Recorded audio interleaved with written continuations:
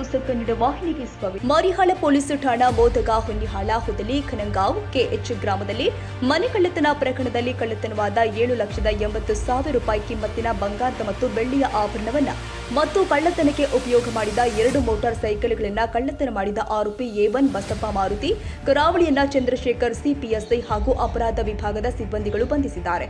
ಸದರಿ ಆರೋಪಿತರನ್ನ ತಪಾಸಣೆ ಮಾಡಿ ದಸ್ತಗಿರಿ ಮಾಡುವ ಕಾರ್ಯಾಚರಣೆಯಲ್ಲಿ ಯಡಮಾಟಿನ ಮಾರ್ಬನ್ಯಾಂಗ್ ಮಾನ್ಯ ಪೊಲೀಸ್ ಆಯುಕ್ತರು Rohan Jagadish, DCP Niranjana Raje Urs, DCP Gangadhar BM, ACP Belagavi ಗ್ರಾಮೀಣ ಉಪವಿಭಾಗ ಬೆಳಗಾವಿ ಅವರ ಮಾರ್ಗದರ್ಶನ ಗುರುರಾಜ್ ಕಲ್ಯಾಣ್ ಶೆಟ್ಟಿ, ಪೊಲೀಸ್ ಇನ್ಸ್ಪೆಕ್ಟರ್ ಇವರ ನೇತೃತ್ವದಲ್ಲಿ ಮಂಜುನಾಥ್ ನಾಯಕ, ಪಿಎಸ್ಐ ಚಂದ್ರಶೇಖರ್, ಪಿಎಸ್ಐ ಹಾಗೂ ಸಿಬ್ಬಂದಿಗಳು ಆದ ಬಿಎನ್ ಬಳಗನವರ್, ಬಿಬಿ ಕಡ್ಡಿ, ಹನುಮಂತ್ ಯರಗುದ್ರಿ, ಜಿ ಸುಳಕೋಣ, ಚೆನ್ನಪ್ಪ ಹುಣಚ್ಯಾಳ, ಆರ್ಎಚ್ ತಳ್ವಾರ್ ಮತ್ತು ತಾಂತ್ರಿಕ ವಿಭಾಗದ ಸಿಬ್ಬಂದಿ ರಮೇಶ್ ಇವರು ಕಾರ್ಯಾಚರಣೆಯಲ್ಲಿ ಭಾಗಿಯಾಗಿದ್ದರು.